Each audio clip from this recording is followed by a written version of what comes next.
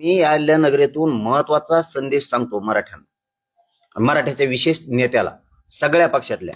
देवेंद्र फडणवीस जाणून बुजून मराठ्यांचे नेते संपवायला लागलाय. आमचा कैलवास नाही, तुम्ही सावध व्हा.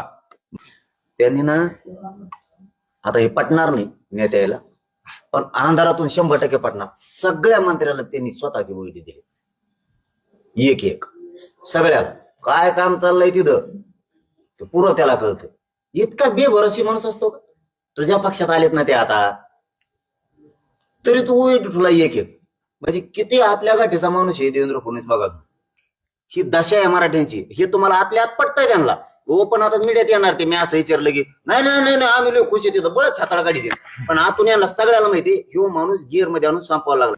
मला भाजपचे फोन करते आता, ते म्हणजे हा बघ आमचे कुणाचे 5 लाखाचे कुणाचे 20 लाखाचे काम गुतलेले आहेत, आम्ही तिकडे येतं. आरक्षण आमच्या लेकरा बाळाला लागतंय, मग आम्ही सत्तेत येत. आमचे पोरं पोरी आम्हाला शादीत येत.